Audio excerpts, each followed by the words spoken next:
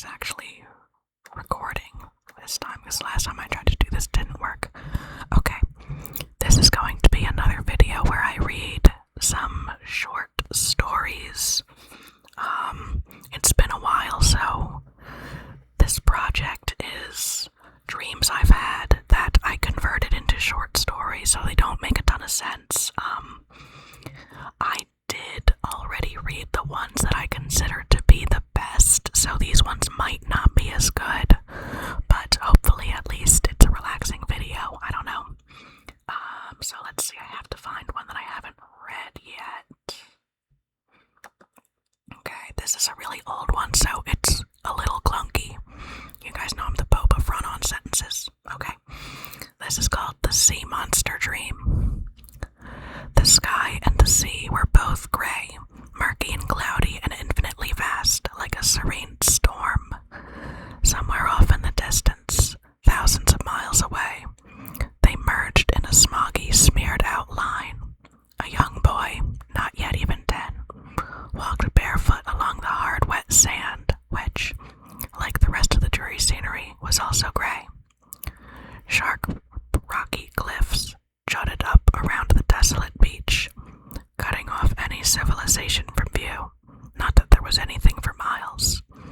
The air was wet and chilly, and the only sounds were distant wind and the soft movement of the water. The boy turned to look at the water.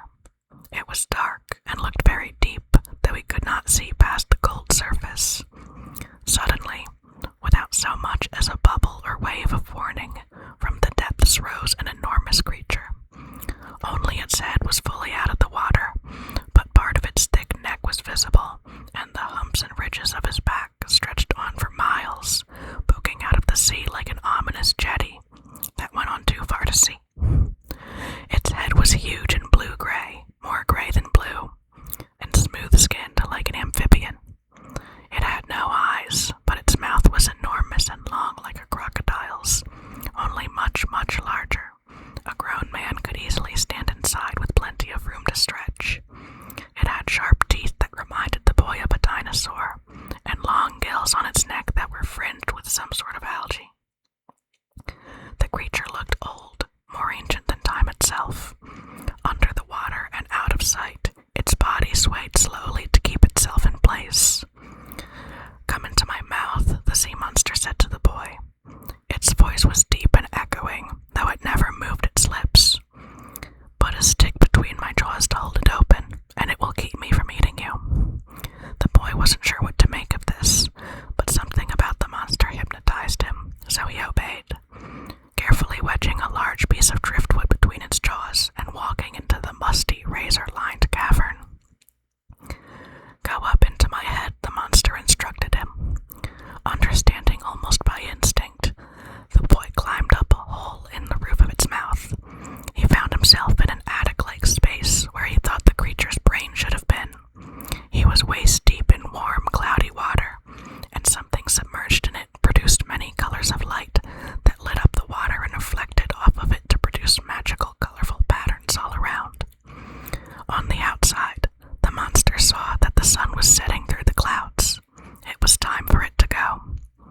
Suddenly and quickly, it jerked back into the ocean, snapping the piece of wood between its jaws like a twig, and away it swam into the black depths, leaving the beach as still as it had ever been. Okay, the next one is, let's see, which one do I want to do? I think I'll do 3 of them. I don't know how many normally do. This one is called The Fish Tank Dream. And this is sort of a compilation of many dreams that I've had into one story. Shit, I thought, when did the water in the fish tank get so low? It couldn't have been that long since I'd last cleaned it. Still, the water line was well below where I usually kept it, and there was an unmistakable greenish tint. I opened up the tank with a sigh, propping the lid up beside it, and began scooping out the dirty water.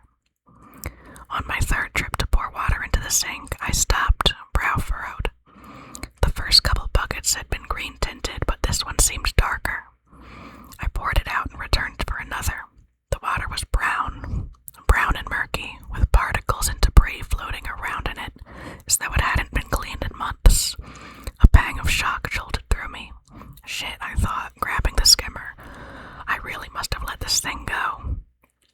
I skimmed up as much gunk as I could and hurried to dump it out so I could come back for more. Rushing back to the tank, skimmer in hand, my foot landed squarely in a wet, squishy spot on the carpet. I looked down, expecting cat vomit, but there was none, only a wet spot. I knelt down to smell it, but there was no need. The source of the water was right before my eyes, a tiny crack in the side of the tank, with a tiny but steady trickle of dirty water seeping out. Shit, I thought, bolting upright. I looked around, heart pounding, trying to think of the best way to patch up the crack before the glass gave out entirely. I ran back to the kitchen for a roll of duct tape. I dropped to the floor, not caring if my knees got wet, and began taping up the crack as best I could, wondering if it would hold long enough for me to run out and pick up a new tank. As I did, a large shadow brushed up against the glass, startling me. My fish's cloudy eye, as large as my own, stared up at me from the grungy water. Shit, I thought, alarmed. Has he always been that big? He looked like a shark in a kiddie pool. No wonder the tank was so filthy, he barely had space to move. I sat there on the wet floor, tape in hand, slimy skimmer beside me, trying to figure out what in the world I needed to do. As I stared blankly at my enormous fish, I noticed more shadows flitting around.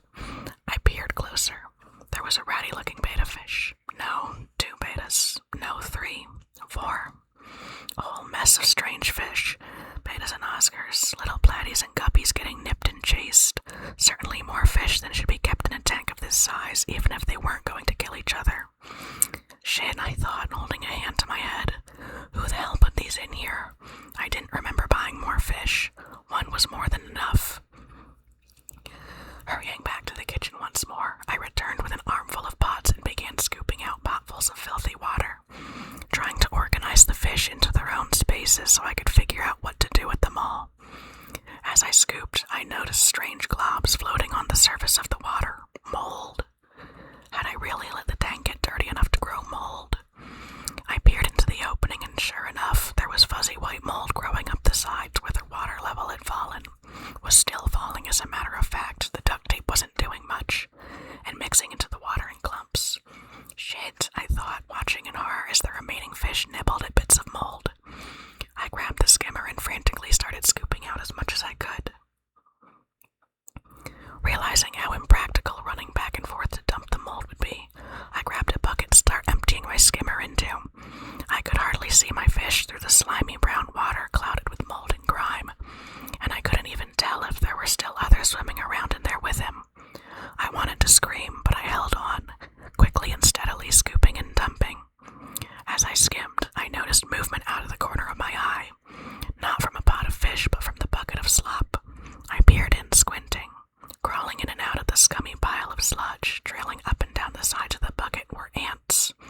Shit, I thought exasperatedly, where the hell are the ants coming from? I followed the trail, bewildered, and sure enough, they were coming from the tank. How had I not noticed them? They seemed to be swarming it, even floating on the surface of the water. They were even, to my horror, crawling over the back of my fish, now exposed by the sinking water level. I gave up on holding on and screamed. That one might not have been relaxing, actually, because that was like a stress dream. Okay, I'm gonna do one more. This is gonna be a short one. This one isn't like a spooky one so much as just like a random little abstract thing. This is called The Sailing Dream. Lost at sea, how I'd like to be lost at sea. He lies in the boat, sailing freely, watching the clouds wash by overhead, almost feeling the water running under his back through the wood as though it were part of him. He doesn't care where the lazy current takes him, but he'd like it to take him away. Out to sea, he wishes. Out to sea, but a whole hell of a lot of water and land stood between him and home. A man can dream, though. Lost at sea, lost at sea.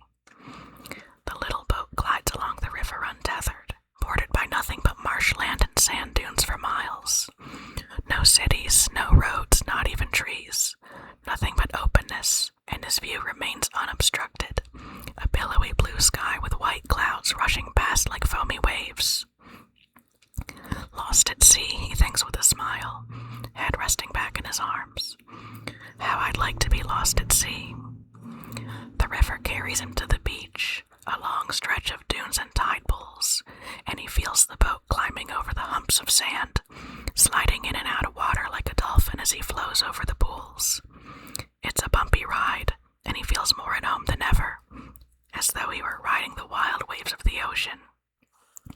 The tide pools splash a fine salty mist over him, and